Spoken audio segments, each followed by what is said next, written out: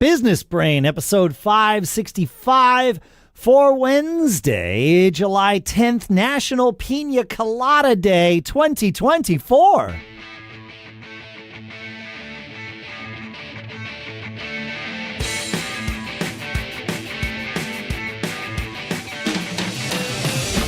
Greetings, folks, and welcome to Business Brain, the show where we take a few ideas, we crunch them, we dissect them, we analyze them, we use them to tune our business brains every single time we get together. Our sponsor today is Shopify.com/businessbrain, where you can go and sign up for a $1 per month trial period. We'll talk more in depth about that in a little bit. For now, here in Durham, New Hampshire, as usual, I'm Dave Hamilton. And I'm still Shannon Jean, and I'm still out here in Northern California. How are you, Dave? I'm good, Shannon. I have what I believe to be good news to share. Oh, that's great. I don't know. It's news. Let's see. There are things that I intrinsically pay attention to in terms of their prices. Oh, And okay. there are two of them. One is concert tickets, because I buy a lot of them. Yeah. And the other is far more intentional in my life. And that, my friend, is canned tuna fish. Oh. We don't buy the chunk. We buy the better stuff, whatever it is. What is it, albacore? The albacore white tuna. Yeah. Got We it. have a rule in our house that I will point out we have had to violate for about 4 years now. But the rule is that we only buy cans of tuna when they are $1 or less per can. Oh. And yesterday, we were able to buy 5 cans for $5. Now, Wow. it was a special, but that's how these things begin. Yes. Things start out as specials. And the same is true with concert tickets. We're seeing shows not selling out. There's some still being canceled, right? Some being canceled, right? There's a lot of flux in the concert industry about what the price of a concert ticket should be.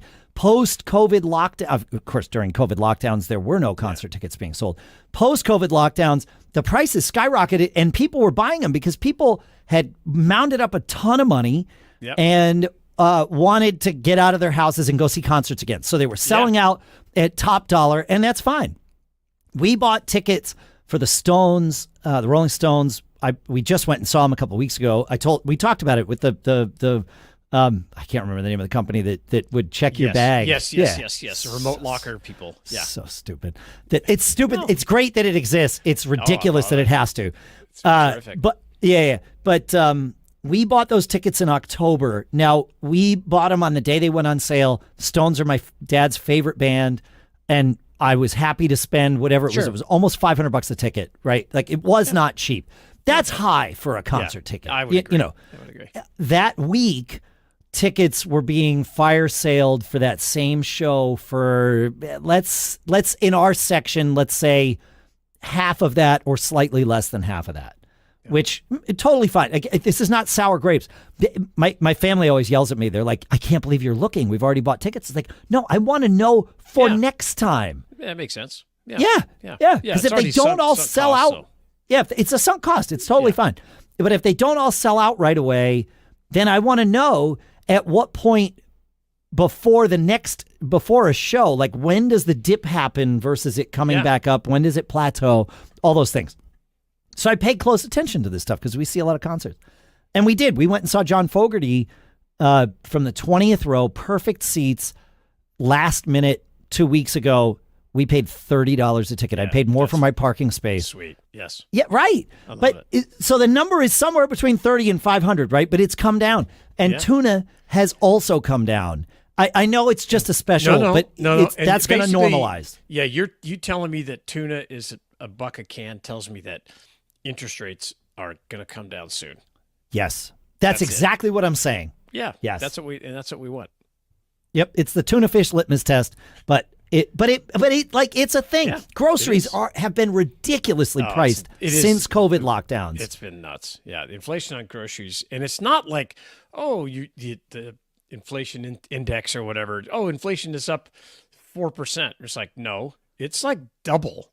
Double. Like Correct. sometimes you go here and Renee will come home because I don't shop. I'm just not good at it. Yeah, to be fair, Lisa passed this information to me. Yeah, but that's yes. right. And so she'll come home and she's like, mayonnaise was $8. And so we have this new thing where like we have this list we use on our phones that we share. Yes. And I'll get some of this. So there's always a caveat now. It's like, oh, I want this, but only if it's on sale. Otherwise, I'll just wait, or I'll get a substitute or get something, because it's ridiculous that, some of these fees. And I don't know about you, but we have this thing out here with our stores. I think there's only a handful of big grocery store chains now. Yeah. But at Safeway out here, everything would be crazy expensive. Like a 12-pack of soda or whatever, would be like $8 or $9. And then the next time you go, it would say, oh, buy 3, get 4 free, or some crazy. Yeah. Well, but that's the thing, is that's new. That didn't happen 6 months or 12 months ago. No. That stuff is new. Yeah. Yep. It's interesting. I'm happy. It's I'd be happy happening. to see the prices come back down. That's for sure. All right, look. Have you ever dreamt of running a store while lounging on a hammock, sipping pina coladas, and training a pet llama to do your taxes? Okay, well, maybe that last part's a stretch, but with our sponsor, Shopify, anything feels possible. When I started podcasting, an online store was the farthest thing from my mind. Now I'm selling all kinds of cool stuff, soon even merch for my Gig Gab podcast. And guess what? It's so easy, all because of Shopify. Shopify is the global commerce platform that helps you sell at every stage of your business, from the launch your online shop stage to the did we just hit 1 million orders stage. Shopify's there to help you grow. Whether you're selling shipping supplies or promoting productivity programs, Shopify helps you sell everywhere, from their all-in-one e-commerce platform to their in-person POS. Shopify turns browsers into buyers with the internet's best converting checkout, up to 36% better than other platforms.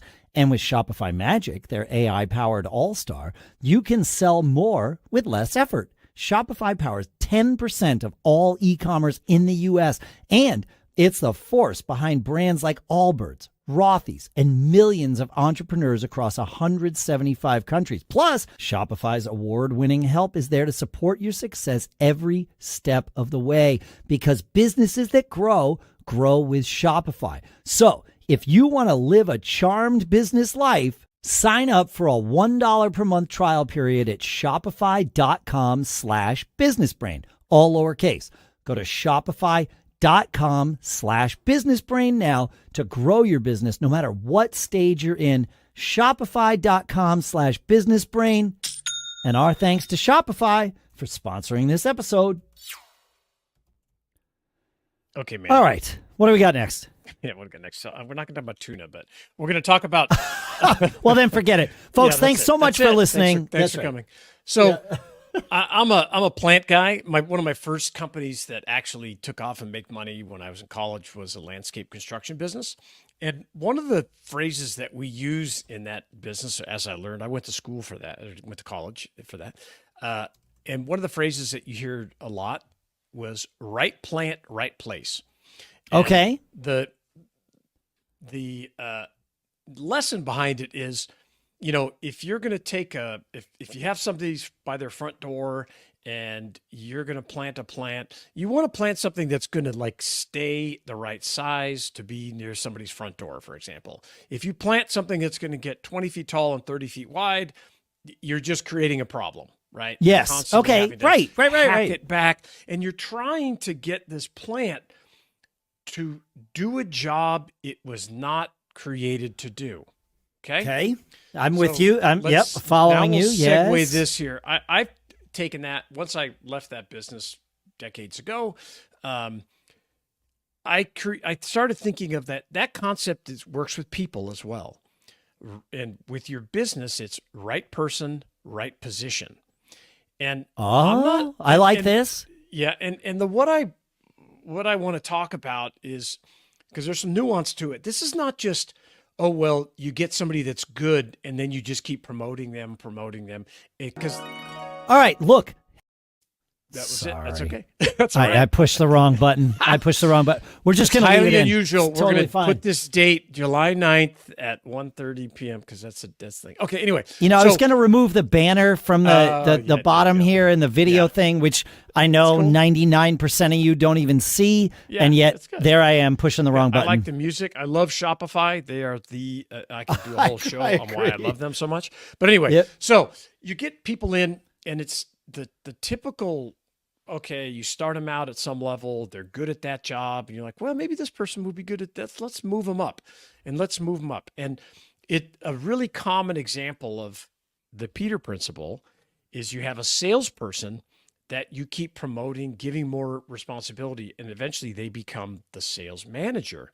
Oh, yeah, no. That is an entirely different position than the awesome, on fire salesperson that was closing deals and real aggressive and everything. Now that person has to have empathy and great listening skills and leadership and persuasion skills.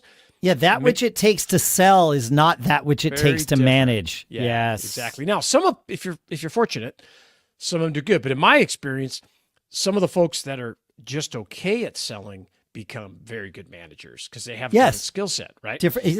Right person, right position. Right position. Yeah. So I like to just, you kind of have to look at the roles of your people and keep track. You almost have to have a database of what are their skills, and you have to observe them. Are they good listeners? Can they talk to customers very well? And you don't want to move these people out of what they're really good at. It's just what I'm saying. Yeah. And as entrepreneurs, we are always thinking of moving up, right? Oh, how do we make more sales? How do we book more of this? How do we get more clients? How do we start another company? You need to understand that your employees do not always think that way. Some of them may want to continue to move up. But some of them are happy. They want a great place to work. They want a competitive salary. They want autonomy. Very important for your sense of not necessarily in the order you are articulating here. Money is often down the road or down the list because and the other thing that's really important they want flexibility if you can give that to them. Yeah. Yes. Can I go see my kid's baseball game? Yes. Play? And man, that stuff is easy to give. And I think so. I think so too. And it's super valuable. So as you're thinking about this right person, right position, don't always think that you've got to move somebody up to another level. And I've made this mistake over and over, when I was younger, thinking that, that technician wants to eventually run this department. And I used to make this stupid comment. I'd walk around and I would go, well, don't you want my job someday? And then eventually I saw enough people go, no, I don't want your job, I had a hard time understanding it. And so I had to kind of walk back or tone down my entrepreneurial spiel, if you will, that is going along in my head all the time. Yes. And realize that there are, some of your most valuable people, they may stay in that same position forever, but you've enhanced their job. Perhaps they take on a little more responsibility. They're making more money because they're better at their job or saving money or more productive or whatever it is. But you don't have to move them. I think you have to move them up constantly. No. I have a friend who's been at Apple for 6 years. And there was probably a 15-year period where we were in touch, but not at any deep level. Like there was no falling out. Where just lives went different directions. Sure.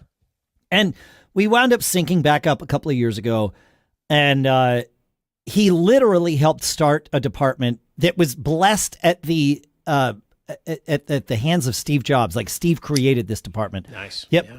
And I asked him, I was like, hey, man, and I'm not going to say his name here because I've already shared more than he probably would ever want me to share. But I was like, hey, I assume you're like a manager. Like he was there was the sort of founder of the department that was brought on, and then him. He was like number 2, and it was 2 of them for probably 5 years before it ever grew to what it is today, where there might be 30 people in this department. And I just presumed that he was leading the department because the other guys moved on. And he's like, oh no, I don't want to be a manager. He's like, I tell them no. And he's like, I'm happy to work at the salary that I've worked at. Now, he's worked at Apple for 26 years. And I don't think he's an idiot with his money. So he probably has some vested stock that sort of changes his outlook for life. But he's like, no, he's like, I like doing what I do. And I don't want to stop doing what I do. It's like, just because I've been doing it for 2.5 decades doesn't change the fact that this is what I like to do. That's right. And I think that's very important to recognize for yourself. I was just going to say, for ourselves as entrepreneurs, we don't have to necessarily be at the top. There are places and times where it makes sense to hire someone to run our business for us, even if we're at a operational or technician level or whatever. If we want to work in the business, it's fine. Let somebody else make the strategic decisions if that's not what we're good at. Yeah, it's okay. Absolutely.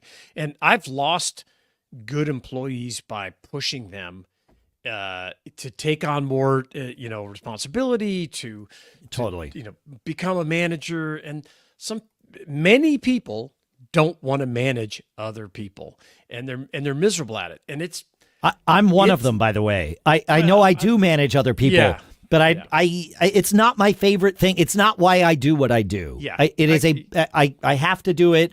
I'm fine with it, but I understand where my weaknesses are, which I think helps. At least helps the people that I have to manage. But and let me tell you, if you promote someone and it doesn't work out, it's very tough to bring them back. I mean, you can do it, but it's hard on them, on the department. And I'd love some examples or some tips on the best way if you've promoted somebody forward and it didn't work and you didn't want to lose them, so you brought them back down. And I've done it, but it's pretty bumpy. And so I guess it's just trying to be aware of the message that your employee is telling you in their review, in the day-to-day interaction. Are they saying things like, hey, I'd love more responsibility. Hey, I think I'd be a good manager. I want to be a supervisor. Well, that's one thing. Yes. But if you're hearing, I love what I do, I love my job, please don't mess it up for me. Yeah, don't just don't talk to me. Let me do my job. And because I have this the saying is, and sometimes it's really true. It's like the quickest way to destroy something you love is to try to make money out of it, right? Sure. And I don't. My life has not gone that path. But, that's good. Yeah. But I understand why people of the say things this. that I love. Correct. I've tried by monetizing it. You turn it into data points and you have to push and all this kind of stuff. But so think about it from a human resource perspective and figure out where should this person really be. And maybe, like to your point, Dave, assessing yourself. And do I want to be the manager? Do I enjoy getting up and doing this? That's the question you have to ask yourself. And I think, to answer your question about, have